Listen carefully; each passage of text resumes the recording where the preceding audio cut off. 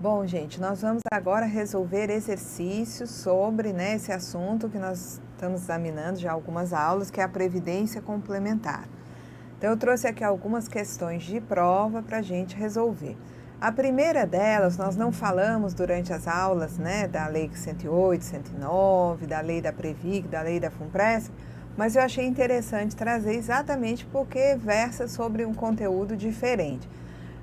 Nessa questão aí 150, nós temos a seguinte afirmação, é uma questão da prova de AGU 2006. A gestão fraudulenta de entidade fechada de previdência privada que capta e administra recursos destinados ao pagamento de benefícios dos seus associados, de acordo com o entendimento do STJ, configura crime contra o sistema financeiro nacional. Essa questão, minha gente, ela está correta, tá?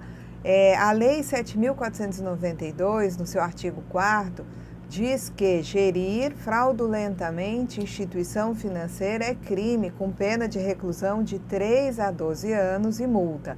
Então, as entidades fechadas, elas administram recursos dos participantes, e elas se equiparam, segundo o STJ, a instituições financeiras.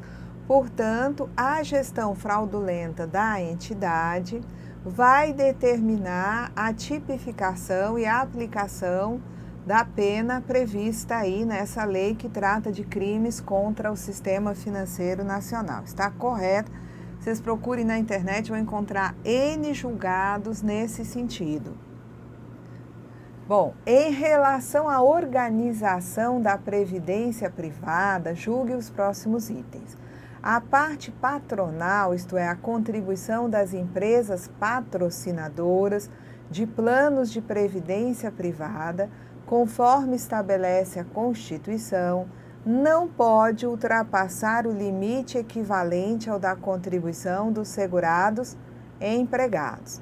Então, o que ele está dizendo aqui é que naquele tipo de plano em que contribui o participante, contribui o empregador na condição aí de patrocinador de previdência complementar, que a contribuição do patrocinador não pode ultrapassar o valor da contribuição dos participantes. Isso daqui, minha gente, está errado. Por quê? Porque isso só se aplica a um grupo de situações. É aquele caso de ter patrocinador público. Se é uma entidade fechada com patrocinador público, essa condição deve ser respeitada, a condição da paridade como máximo da contribuição do patrocinador para os planos de benefício da entidade fechada. Isso se encontra lá no artigo 202 da Constituição Federal. Esse artigo nós já examinamos, ele trata de previdência complementar e no seu parágrafo 3º, ele diz o seguinte, que é vedado o aporte de recursos à entidade de previdência privada pela União, Estado, Distrito Federal e municípios, suas autarquias, fundações, empresas públicas, sociedades de economia mista e outras entidades públicas, salvo na qualidade patrocinadora. Então, esses entes, essas empresas públicas, as sociedades de economia mista, só podem aportar recursos para uma entidade de previdência privada na condição de patrocinadores de planos de previdência. E essa contribuição, em hipótese alguma, pode exceder a do segurado, a do participante. Então, quando se trata de entidade fechada com patrocinador público, efetivamente, o patrocinador não pode desembolsar um valor superior à contribuição que o próprio participante paga. Isso aí é verdade. Então, a FUNPRESP, por exemplo, a FUNPRESP é uma entidade fechada com um patrocinador público, não é? Tem a FUNPRESP do executivo, os patrocinadores, são públicos. Temos a FUNPRESP do judiciário com patrocinador público. Nesse caso, o valor que o patrocinador paga não pode ultrapassar a contribuição paga pelo próprio participante para o plano de benefício. Vamos ver a próxima. A imunidade tributária conferida a instituições de assistência social sem fins lucrativos somente alcança as entidades fechadas de previdência social privada se não houver contribuição dos beneficiários. Aqui seria aquele caso em que somente o patrocinador paga a contribuição. Os beneficiários, os participantes, não desembolsam contribuição. É o patrão, é o empregador que paga tudo, tá? Para a entidade aí fechada, né? Garantir plano de benefício para os seus empregados. Nesse caso, existe uma súmula, tá? Do Supremo, a súmula 730 de 2003, que diz exatamente isso, que a imunidade tributária conferida a instituições de assistência social sem fins lucrativos somente vai alcançar as entidades fechadas de previdência social privada se não houver contribuição dos beneficiários, das pessoas, né, que estão lá na condição de participantes. Somente quem paga é o patrocinador. E aí a entidade fechada, mantida por esse patrocinador, vai poder ter acesso à imunidade tributária. Bom, a previdência privada objetiva complementar a proteção oferecida pela previdência pública, por meio de organização autônoma e da adoção do regime de financiamento por capitalização, bem como contribuir para o fomento da poupança nacional. Então, a gente já viu isso. Lá na Lei Complementar 109, nós verificamos que a previdência complementar, o regime de previdência complementar, ele é autônomo em relação ao regime geral. E ele deve ser baseado em reservas garantidoras dos benefícios, dos compromissos que a entidade tem com os seus participantes. Então, essa afirmação, ela está correta. Então, a ideia da previdência privada é complementar a proteção oferecida pela previdência pública e ela é autônoma em relação aos regimes ditos básicos, ao regime geral, né, de previdência, por exemplo, né, que é um dos regimes básicos, e ela é financiada segundo o regime de capitalização. Vamos ver se eu trouxe algum comentário. Trouxe sim aqui da Lei Complementar 109. Artigo 1º, encontramos lá que o regime de previdência privada de caráter complementar e organizado de forma autônoma em relação ao regime geral é facultativo e quando esse dispositivo determina que o regime é baseado na constituição de reservas que garantam o benefício, leia-se que é um regime de financiamento de capitalização, tá? Vamos nós. Aqui, né, outra questão, aí 197. Já aqui um concurso da AGU de 2009. Julgue os itens subsequentes acerca da previdência privada complementar. Os planos de benefício das entidades fechadas podem, como regra geral, ser oferecidos a alguns ou a todos os empregados dos patrocinadores e, em qualquer hipótese, o valor da contribuição efetivamente pago pelo patrocinador, destinada ao programa de previdência complementar, não integrará o salário de contribuição do empregado para efeito de incidência de contribuição para a Seguridade Social. O que ele está dizendo aqui?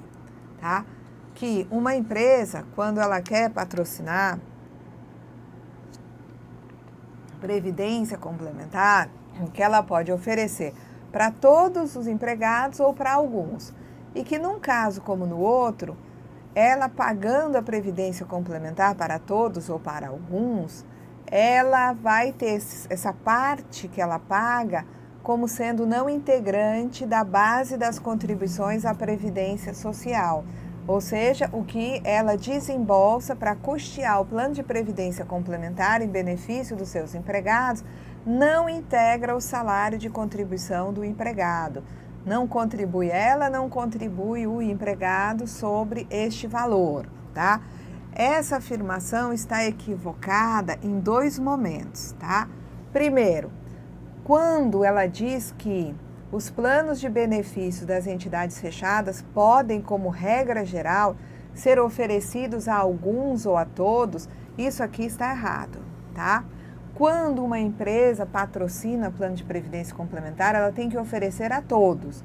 Os empregados podem querer ou não ter previdência complementar, porque a filiação do empregado é facultativa, mas a oferta a todos ela é obrigatória.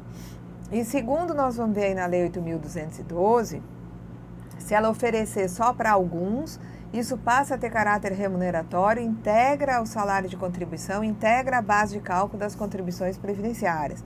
Se ela oferece a todos, prova que ofereceu a todos, aí sim esse valor que ela vem a desembolsar para aqueles que quiseram um plano de previdência complementar, não integra o salário de contribuição. Então vamos examinar aqui, tá?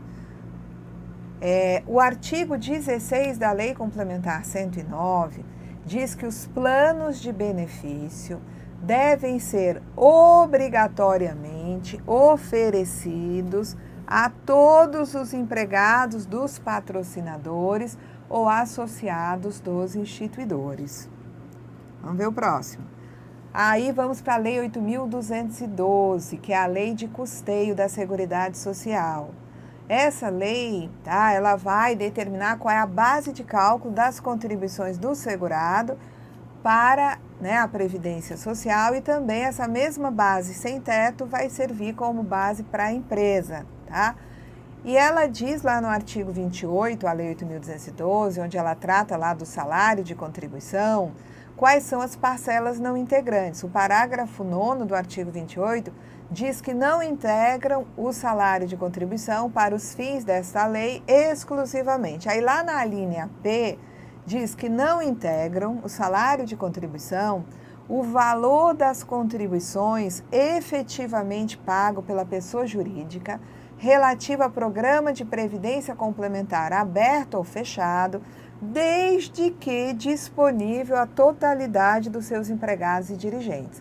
Então, se a empresa resolve fazer plano de previdência complementar para os empregados, seja na condição de patrocinadora, criando uma entidade fechada, um plano de benefícios numa entidade fechada, seja na condição apenas de fazer um plano coletivo numa instituição, né, numa entidade aberta, junto a uma instituição financeira, enfim, a uma seguradora do ramo vida. O que acontece? Quando a empresa decide fazer plano de previdência complementar, primeira coisa que ela tem que oferecer a todos. Se ela não oferecer a todos, se ela oferecer apenas a alguns, além dela estar desobedecendo lá, tá? Se é uma situação de patrocinador com entidade fechada, ela está desobedecendo lá a Lei Complementar 109, né? E aí, se ela está oferecendo só para alguns, ela está beneficiando aqueles em detrimento de outros, e ela vai ter que utilizar o valor pago de contribuição à Previdência como integrante da base de cálculo das contribuições previdenciárias, contribuições que vão para o regime geral. Vamos lá.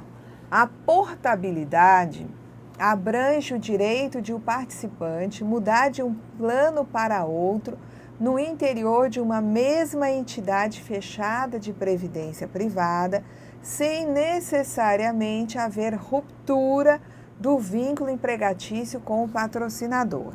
Essa afirmação ela está errada.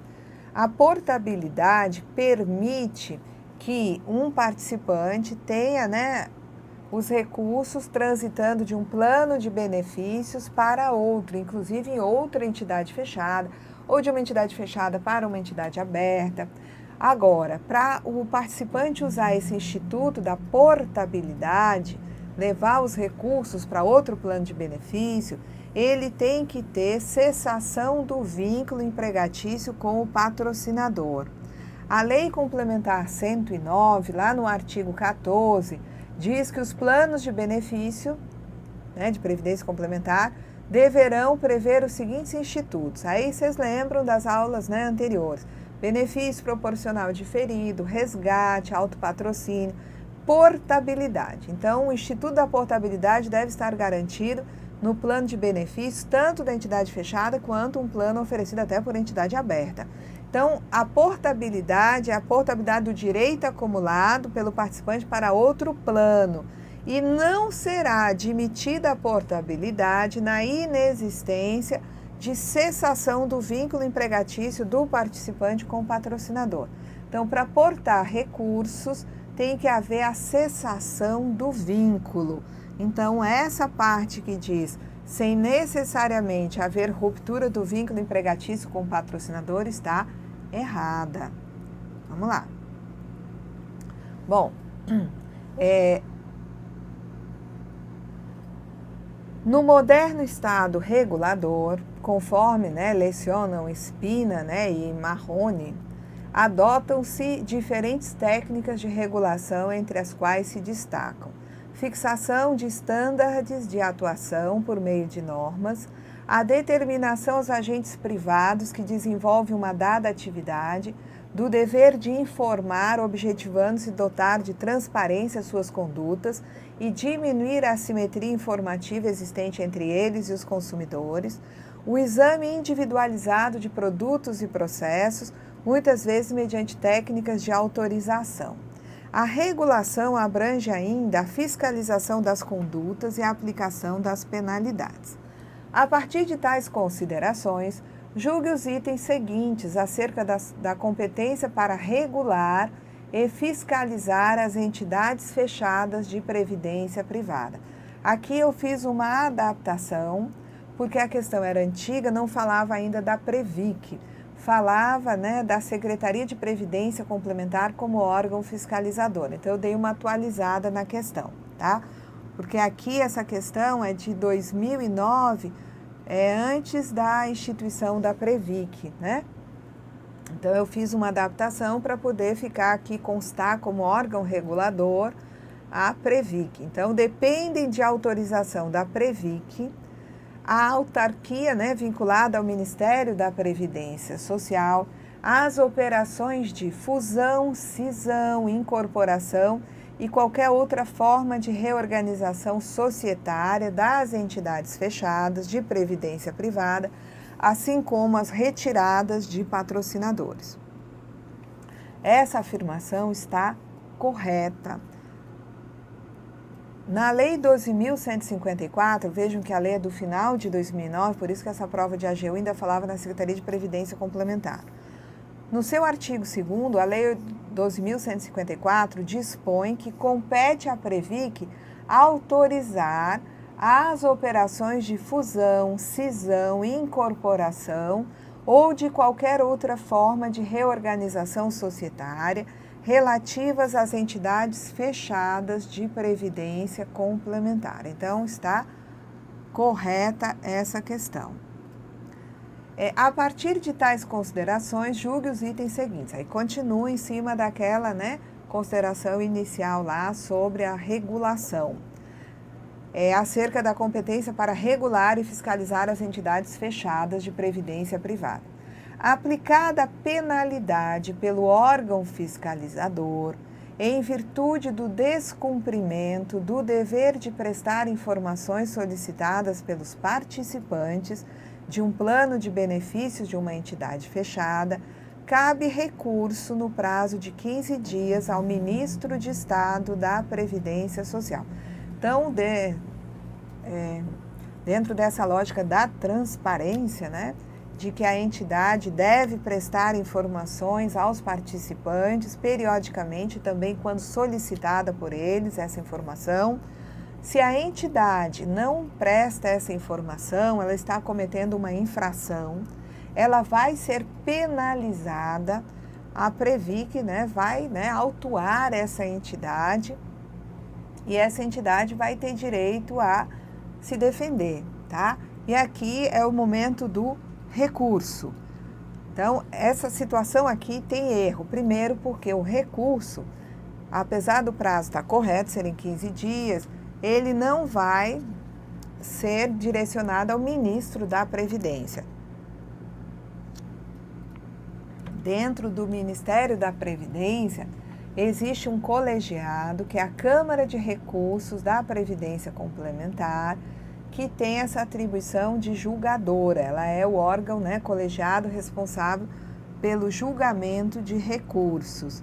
Então, da decisão do secretário de Previdência Complementar, esse decreto aqui é antigo, decreto que fala sobre regime disciplinar no âmbito da Previdência Complementar aí, né?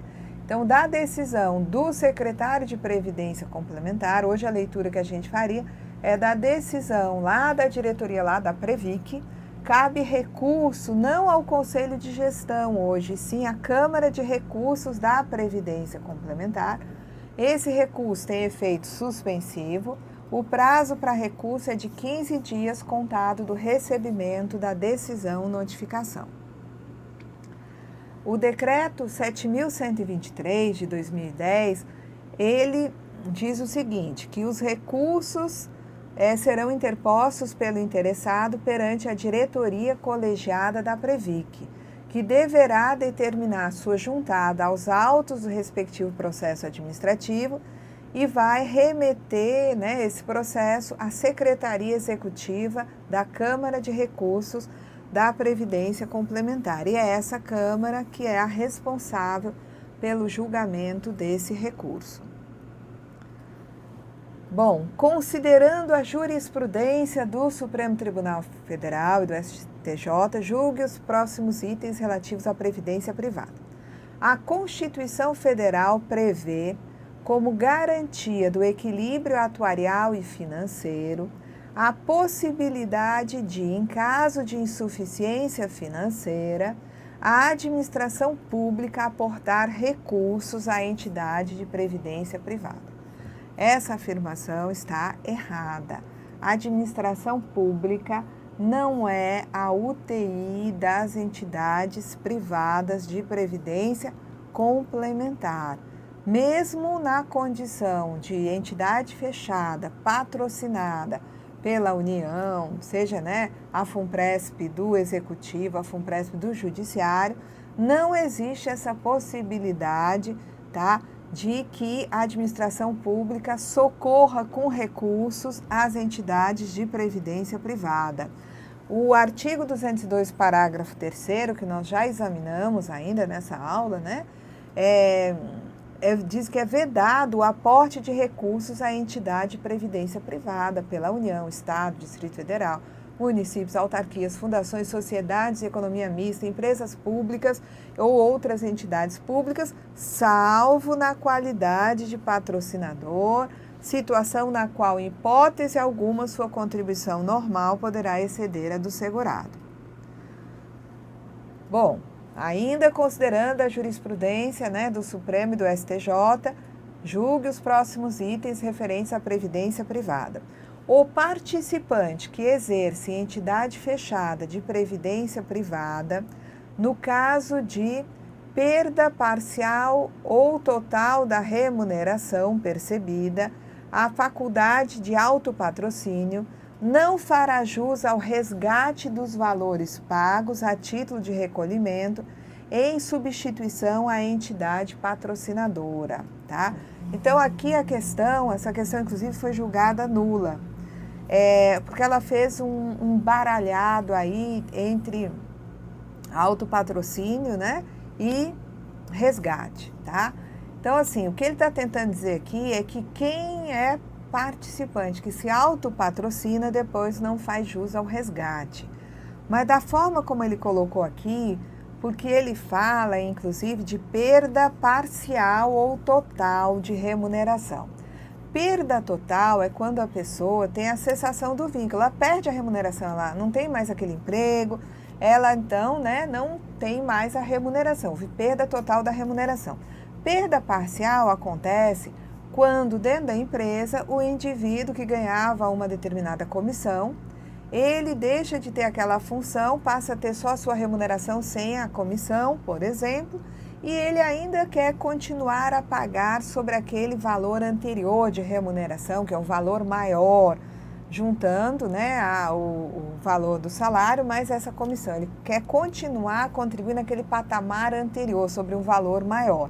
Então, ele teve uma perda parcial de remuneração e ele, porém, deseja continuar a contribuir sobre aquele valor antigo de remuneração de maior monta.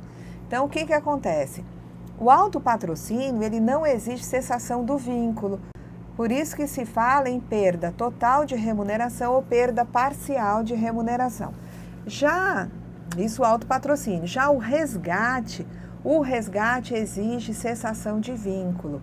Então, eu não vou ter a possibilidade aí, nem posso cogitar, da possibilidade de um indivíduo tendo perda parcial de remuneração e se autopatrocinando nesse contexto, depois ele reivindicar o resgate. Ele só pode resgatar recursos na medida em que ele tem a cessação do seu vínculo.